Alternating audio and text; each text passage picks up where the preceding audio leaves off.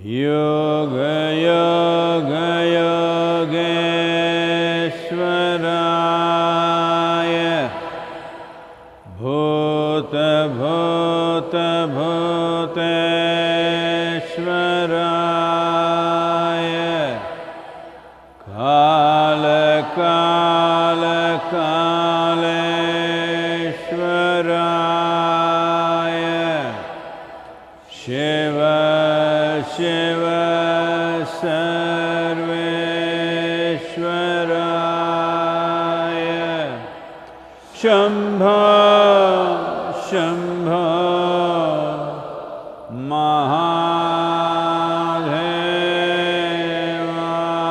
महादेवाय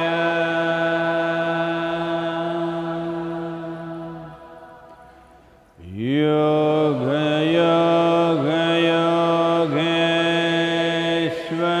योगेश्वराय भूत भूत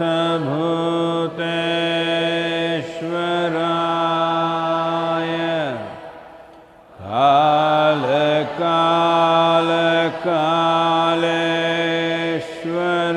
कालेश्वराय शिव शिव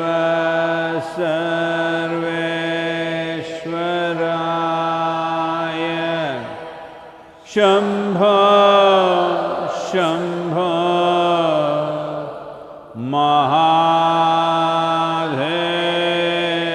महादेवाय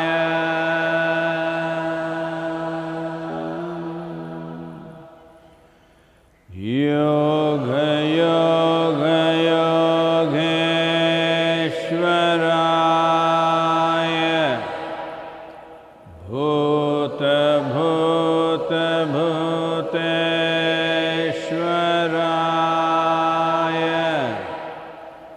काल काल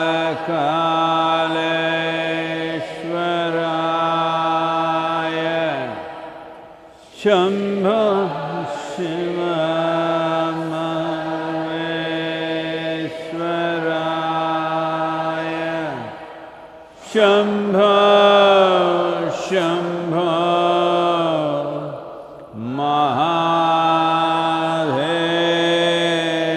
महादेवाय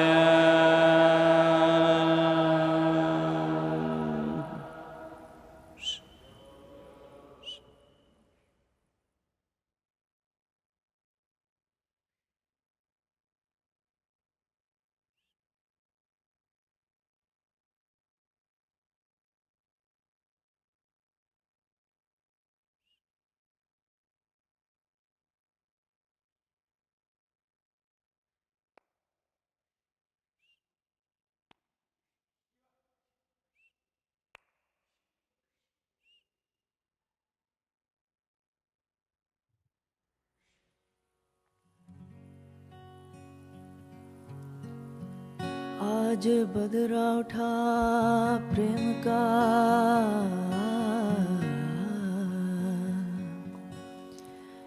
ये जी बदरा उठा प्रेम का रे हम पर बरसा है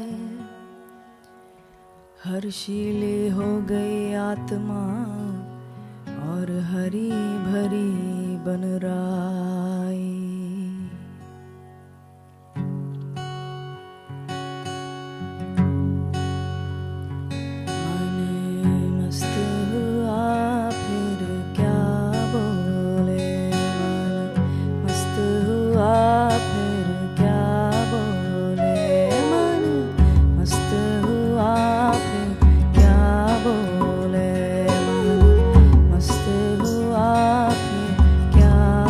बोले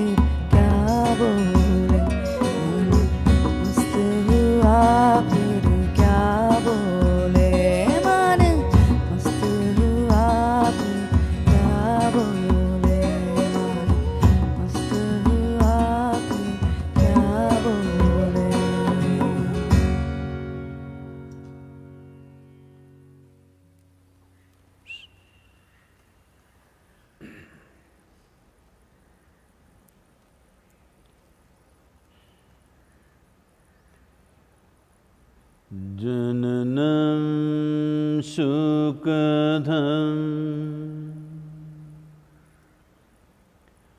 मरणं करुणं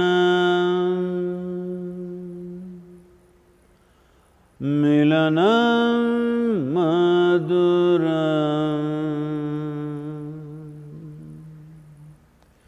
स्मरणं करुणं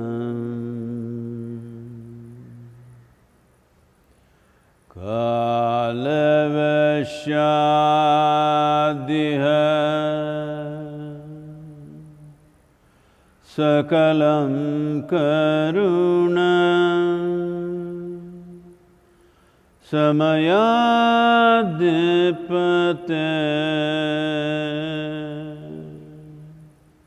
अखिलं करुणं।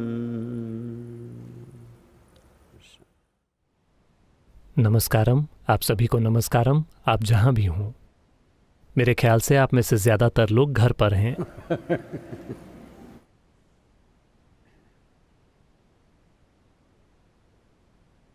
तो आप सब खबरें तो जानते ही हैं।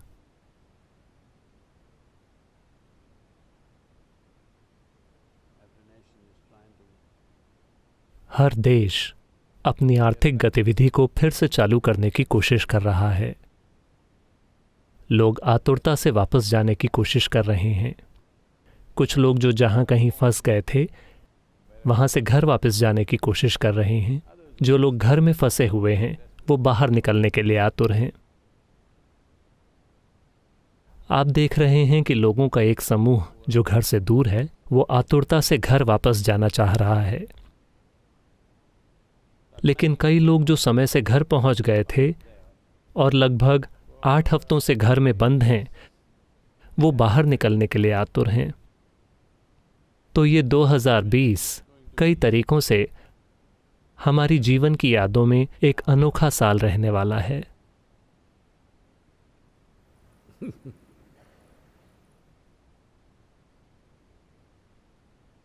2020 के बारे में आपके लिए एक छोटी सी कविता।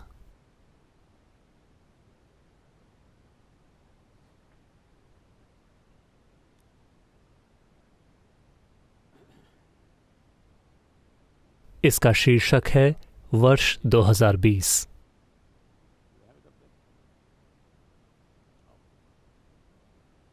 दरवाजे बंद, खुली खिड़कियां, चिंतित भयभीत लेकिन आशावान आंखें खोज रहीं उस अदृश्य मायावी वायरस या उसके वाहकों को, अनदेखा और अपनी सूक्ष्मता में छुपा हुआ, जिसने मजबूर कर दिया दुनिया को अपने घुटने टेकने पर कर रहा है नृत्य। जब समझदारों को समझा जा रहा है डरपोक और बड़े बहादुर गए हैं मर, नीम हकीमी समाधान ढेरों हैं, अनजान सूक्ष्म आगंतुक की प्रकृति से मानवता है हैरानी में। टूट गया अभिमान, उभर आया सबसे बेहतर और सबसे बदतर अलग अलग किस्मों से, एक चुनौती हमारे समय की। तो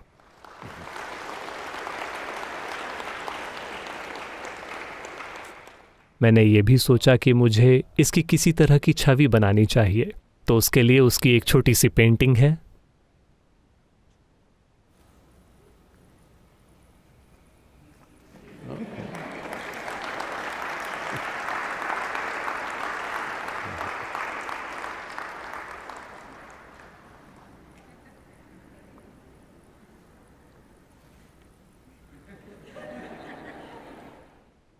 आप जिस दुश्मन का सामना कर रहे हैं, जब आप उसकी प्रकृति को नहीं जानते तो आप बस ताक ही सकते हैं। और हम वाकई सिर्फ यही कर रहे हैं। हमें लगता है कि हम कई चीज़ें कर रहे हैं, असल में हम बस ताक रहे हैं। कुछ देख नहीं रहे हैं, बस इसे ताक रहे हैं। जैसा कि आप सभी जानते हैं और मैंने पहले भी ये कहा है, हमने इसके बारे में कुछ भी नहीं किया है क्योंकि हमें इसके बारे में ज़्यादा पता ही नहीं है। ये ठीक नहीं होगा कि हम इसकी तुलना स्पेनिश फ्लू से करें या बुबोनिक प्लेग से, जिसे काली मौत कहा गया था, क्योंकि ये उतना उग्र नहीं है, ये हल्का है, बस हमें परेशान कर रहा है। ये हमें मारेगा भी, लेकिन उन चीज़ों की तरह नहीं जो अतीत में आईं और उन्होंने एक कस्बे या एक गांव की पूरी आबादी का सफाया कर दिया। ये एक अलग तरह का है, ये हमें एक अलग तरह से नुकसान पहुंचाएगा। तो अपनी गतिविधियों में समझदार रहकर, सावधान रहकर और सतर्क रहकर हम इस पर पकड़ बना सकते हैं। लेकिन अब तक अतीत में जब भी इस तरह के वायरस हुए, हमें कभी भी कोई समाधान नहीं मिला। ये समय के साथ साथ हुआ। या तो वायरस अपने ही किसी हल्के रूप में बदल गया, या हमने समय के साथ प्रतिरोधक क्षमता विकसित कर ली और हम उससे बाहर निकल आए। लेकिन हमें कभी एक असली हल वाकई नहीं मिला कि ये सारी चीज़ें जिनका दावा किया जा रहा है कि 2 महीने में, 3 महीने में वैक्सीन आने वाली है, ऐसी चीज़ें नहीं हुई हैं। ऐसा नहीं है कि इस बार भी इसे नहीं होना चाहिए, लेकिन हम पहले ही जान गए हैं कि वायरस की 10 से ज़्यादा नस्लें हैं। हम वैक्सीन कैसे बनाने वाले हैं? अगर हम एक वैक्सीन बना भी लें तो हम इसे 7 अरब लोगों को कैसे लगाने वाले हैं? 10 वैक्सीनें, ये अपने आप में एक बहुत बड़ा काम होगा। तो एकमात्र तरीका है अपने इम्यून सिस्टम को बेहतर बनाना। एकमात्र तरीका है सामाजिक रूप से एक जिम्मेदार बर्ताव करना। आगे बढ़ने का यही तरीका है, और कम से कम अगले 1 या 2 साल के लिए ये एक नई दुनिया होगी। ये उससे एक अलग दुनिया होने वाली है जिसमें हम रहते रहे हैं। अभी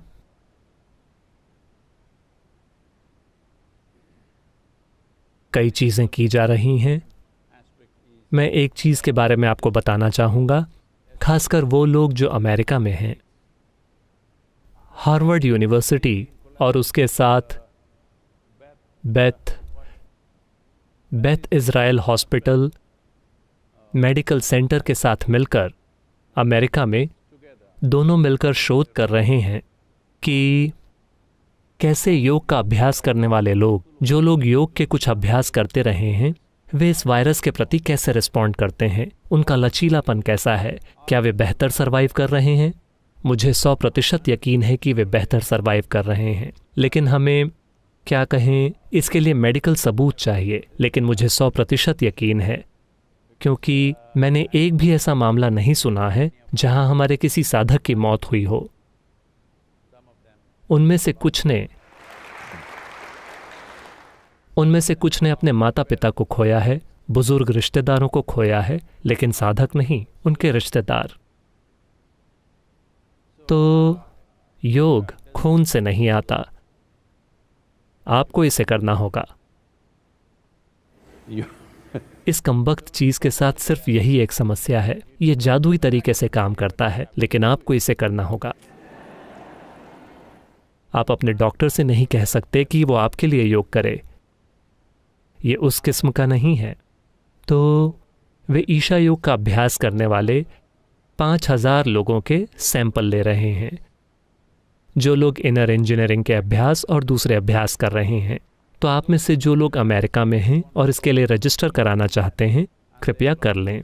और वे योग का अभ्यास न करने वाले 10,000 लोगों के भी सैंपल लेंगे, और वे शायद अगले 3 से 4 महीनों में अपने अध्ययन के नतीजे पर पहुंचेंगे कि इन लोगों में क्या अंतर है। मुझे 100% यकीन है कि अंतर होगा, लेकिन अगर आप अभ्यास कर रहे हो तभी।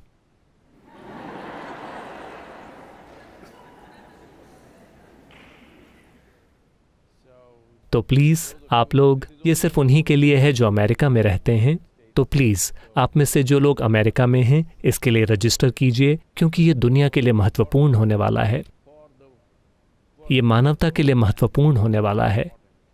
क्योंकि वे अनुमान लगा रहे हैं कि अगले 8 से 14 सालों में विभिन्न कारणों से और महामारियां आ सकती हैं। ऐसे कुछ अनुमान हैं। ये वैज्ञानिक गणनाएं दुनिया में हो रही कुछ चीज़ों, कुछ प्रवृत्तियों पर गौर करके की गई हैं। वे कह रहे हैं कि अगले 8 से 14 सालों में एक और महामारी आएगी, और शायद वो, हम नहीं जानते कि वो किस तरह की होगी, ये और ज़्यादा उग्र भी हो सकती है, ये एक बड़ी आबादी को ख़त्म कर सकती है, लेकिन उससे पहले हमें ये पक्का करना चाहिए कि पूरी आबादी योग कर रही हो।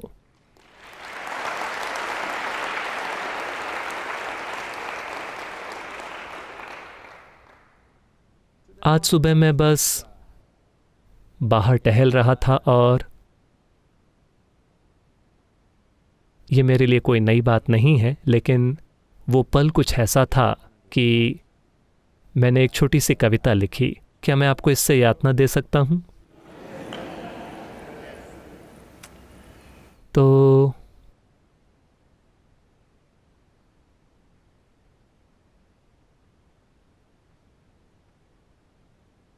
इसका शीर्षक है ओह मिट्टी। मिट्टी की सुगंध किसी तरह मेरे लिए ज्यादा कोमल है रोचक फूल की सुगंध से। मिट्टी की सुगंध किसी तरह मेरे लिए ज्यादा कोमल है रोचक फूल की सुगंध से। जीवन की शक्ति और संवेदनशीलता जो मौजूद है मिट्टी में, उभारती है एक अलग किस्म के जुनून की तरंगें। जुनून किसी इंसान का नहीं, बल्कि मेरी प्रजाति का, जो हो गई है असंवेदनशील। जीवन की शक्ति और संवेदनशीलता जो मौजूद है मिट्टी में, उभारती है एक अलग किस्म के जुनून की तरंगें। जुनून किसी इंसान का नहीं, बल्कि मेरी प्रजाति का, जो हो गई है असंवेदनशील उस सब के प्रति जो इसे पोषित करता है और अंत में इसे खुद में समा लेता है। घूमता हूं मैं जैसे नंगे पांव, रो पड़ता हूं मैं इतने गहन जुनून से कि है ये हर वर्णन के परे। घूमता हूं मैं जैसे नंगे पांव, रो पड़ता हूं मैं इतने गहरे जुनून से कि है ये हर वर्णन के परे। ओह मिट्टी, मेरा जीवन।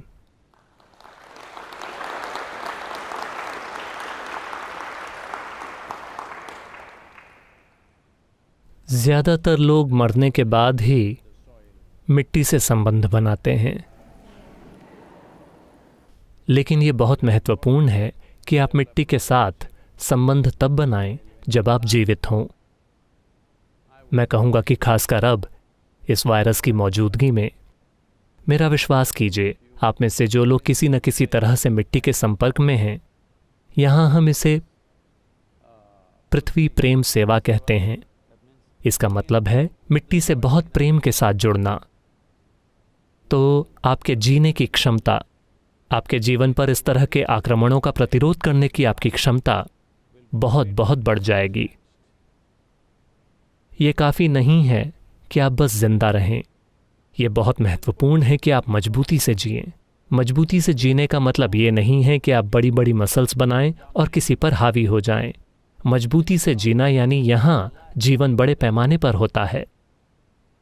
इसके लिए आपको एक ऐसे शरीर की ज़रूरत है जो पूरी धरती को अपना ही एक विस्तार मानता है, जो कि ये है। हर दिन आप इसमें से कुछ ले रहे हैं और कुछ वापस दे रहे हैं। आप हर दिन टट्टी करते हैं या नहीं?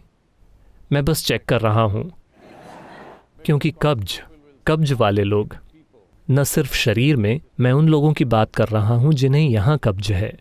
बहुत से लोगों को यहाँ कब्ज है। वो शुरू कर देंगे, मैं कहाँ वापस कर रहा हूँ, मैं क्या ले रहा हूँ। नहीं, आप खाते हैं और आप टट्टी करते हैं। इसका मतलब है कि आप वापस दे रहे हैं। आपकी सांस चल रही है, यानी आप ले रहे हैं और वापस दे रहे हैं। तो ये धरती का एक विस्तार है, या आप इसे अपना ICU बना सकते हैं। हाँ, ये है। अगर आप सांस नहीं ले सकते हैं तो वे आपको ऑक्सीजन पर डालेंगे। उसे भी वायुमंडल से ही लिया गया है, कहीं और से नहीं। वो कहीं और से नहीं आई है। चाहे आप दवा लेते हो, वो धरती से आती है। आप खाना खाते हैं, वो धरती से आता है। आप सांस लेते हैं, वो धरती से आती है। वो आपको ऑक्सीजन पर डालते हैं, वो धरती से आती है। तो ये धरती आपका एक विस्तार है। या मैं आपको अपने जीवन को इतना बढ़ा चढ़ा कर देखने का मौका क्यों दे रहा हूं? लेकिन असलियत यह है कि आप इस धरती पर बस एक पॉपअप हैं। आप पॉपअप होते हैं और पॉप डाउन हो जाते हैं। हाँ, जहां तक धरती माँ का सवाल है, वो आपकी मूर्खता पर दया करते हुए आपकी ओर देख रही हैं, क्योंकि उनके दिमाग में आप बस रिसाइकिल हैं। वे बस खुद को रिसाइकिल कर रही हैं, लेकिन आप खुद को इतनी गंभीरता से ले रहे हैं, इतनी गंभीरता से, उफ, यकीन ही नहीं होता कि इंसान खुद को क्या मानते हैं। तो ये बहुत महत्वपूर्ण है कि आप जीवन में इसे लाएं। आप सभी जो यहाँ ईशा योग केंद्र में हैं, हम आपके लिए कुछ प्रक्रियाएं निर्धारित करेंगे ताकि आप में से हर एक कम से कम 3 दिनों में एक बार आपके हाथ और पैर मिट्टी में हों। ये बहुत ज़रूरी है। और आप जहाँ भी हैं, अगर आपके पास एक छोटा सा बगीचा है, या आप वॉलंटियर कर सकते हैं कि आप किसी और के बगीचे में काम करेंगे। मेरा विश्वास कीजिए, हाँ, उन्हें मुफ्त का मजदूर मिलेगा, लेकिन ये मत सोचिए कि उन्हें ज़्यादा मिल रहा है। आपको कहीं ज़्यादा मिल रहा है, क्योंकि आपका मिट्टी से जुड़ा होना एक ज़बरदस्त अंतर पैदा करेगा आपके भौतिक शरीर के काम करने के तरीके में। हर किसी को इसका कहीं ना कहीं इस्तेमाल करना चाहिए। कम से कम जाकर सड़क साफ कीजिए, कुछ कीजिए, अपने हाथों को मिट्टी में डालिए। ये बहुत ज़रूरी है। वरना आप में से जो लोग कुछ ज़्यादा ही अमीर हैं और आप नहीं चाहते कि कोई आपको काम करते देखे, क्योंकि ये आपकी संपन्नता के लिए एक गलत छवि बना सकता है, आप मड बाथ ले सकते हैं। हाँ, वो भी एक तरीका है। क्या मैं आपको कुछ और पेंटिंग्स के साथ यातना दूं? देखिए, मैं काम करता रहा हूं।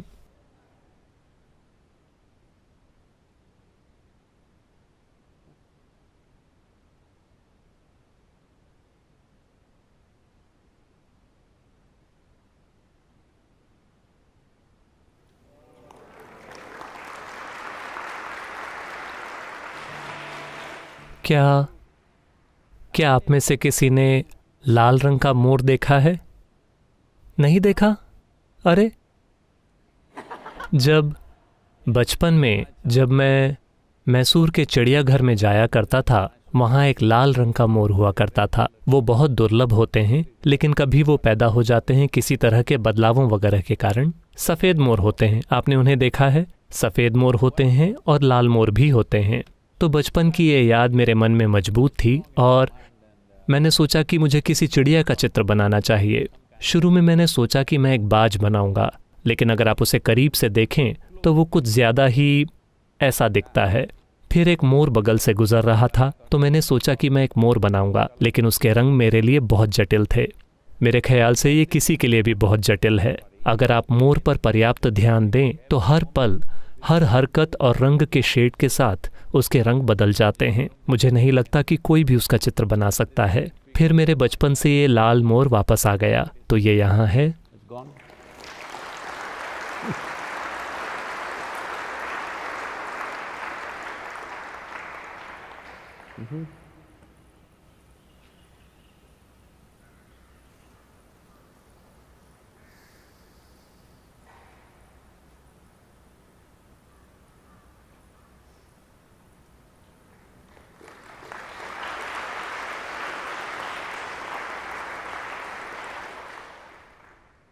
तो इसमें सिर्फ लाल मिट्टी और सभी प्राकृतिक चीज़ें हैं, सिवाय जो थोड़ा सुनहरा रंग जो आप देख रहे हैं वो एक्रेलिक है। बाकी सब प्राकृतिक रंग हैं और मूल रूप से मिट्टी।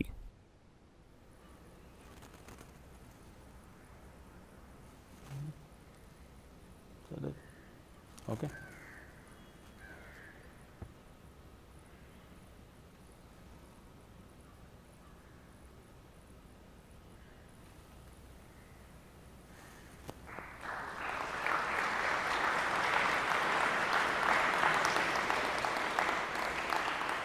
इसका कोई अर्थ नहीं है, ये सिर्फ एक पेंटिंग है, ठीक है?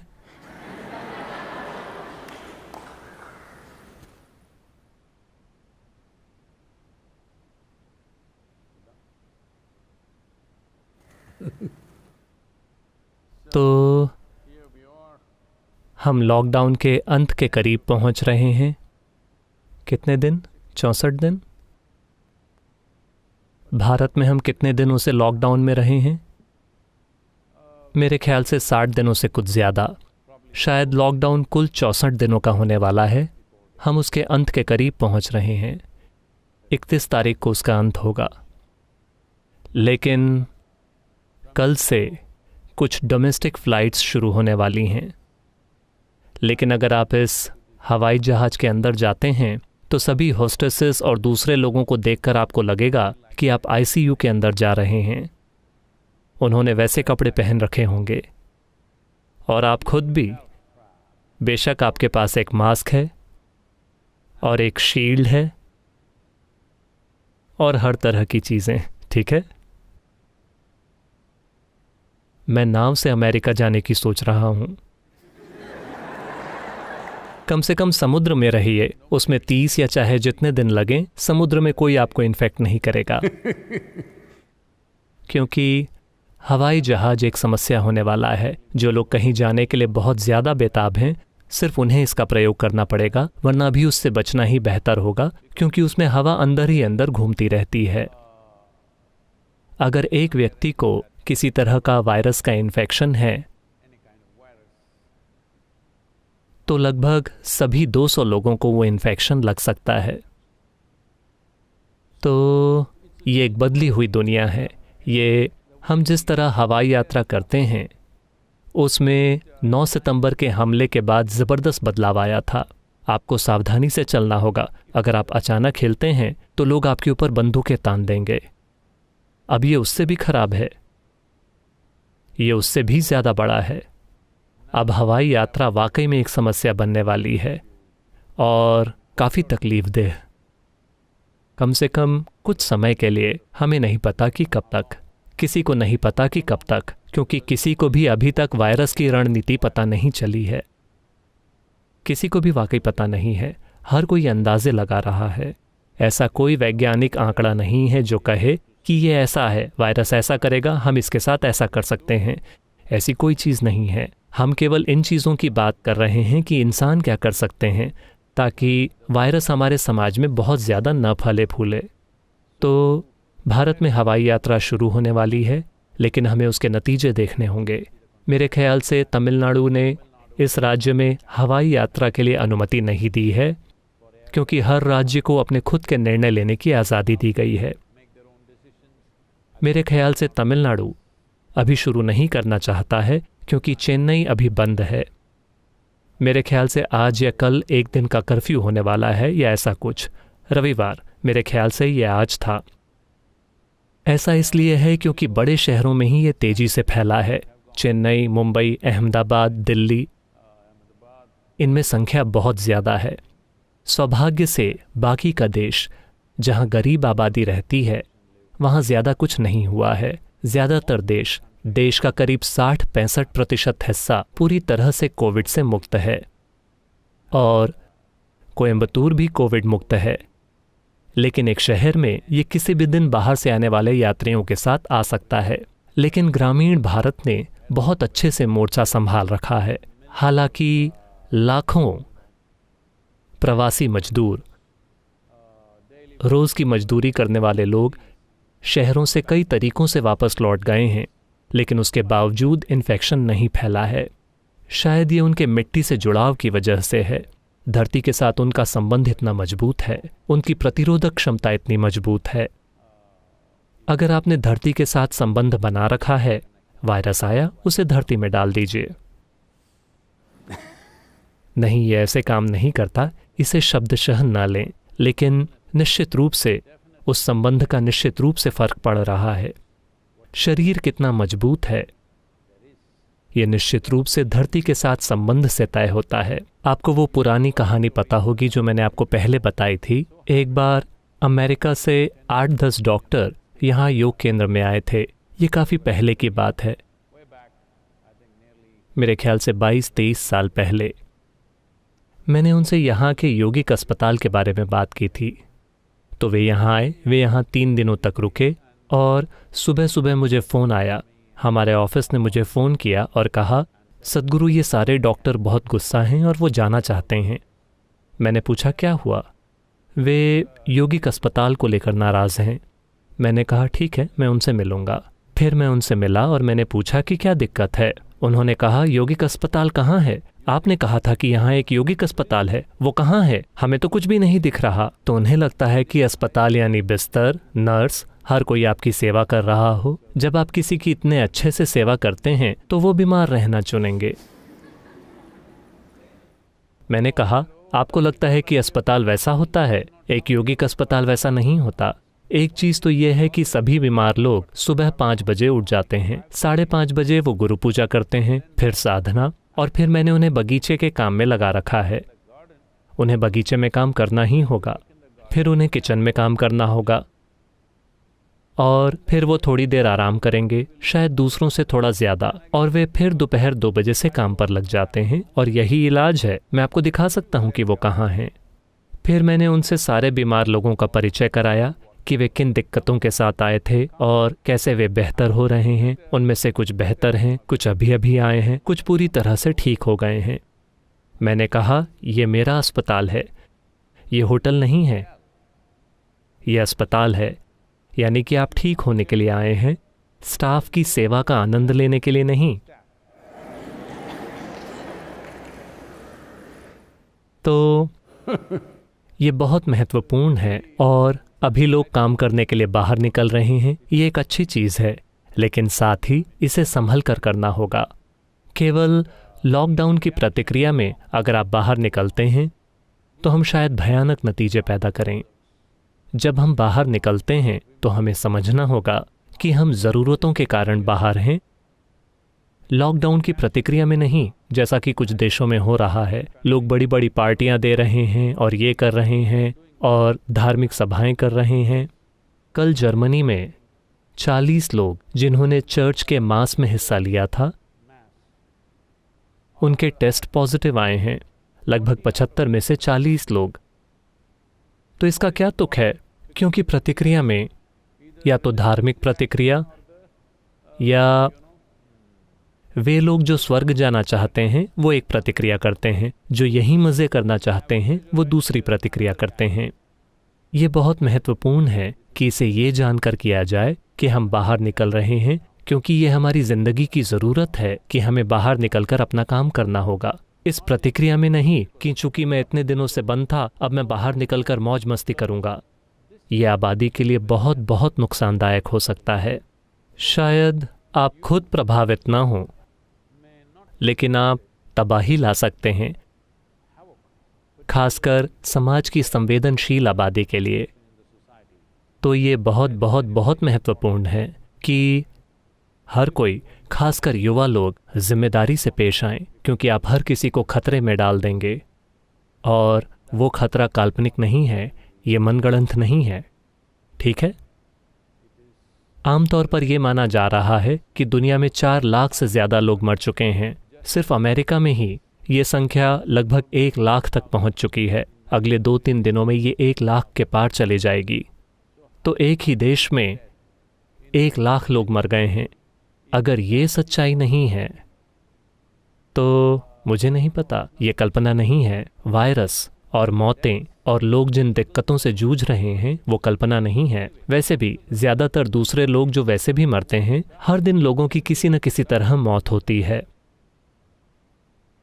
अब हर कोई स्मार्ट गिनती कर रहा है, हर देश, क्योंकि वे बहुत बड़ी संख्याएं नहीं दिखाना चाहते। मान लीजिए कि एक चीज़ तो ये है कि ज़्यादातर देशों में वे अब डेड बॉडीज़ को टेस्ट नहीं कर रहे हैं। ये बहुत बोझिल काम है। इसका मतलब है कि अगर किसी के घर में कोई मर जाता है तो उनकी जांच नहीं होती, तो उसे वायरस वाली मौत नहीं माना जाता। वो मर गए और बस हो गया। तो अगर आप इसे भी जोड़ें तो शायद अभी जिन आंकड़ों को दिखाया जा रहा है वो असलियत से बहुत बहुत कम है।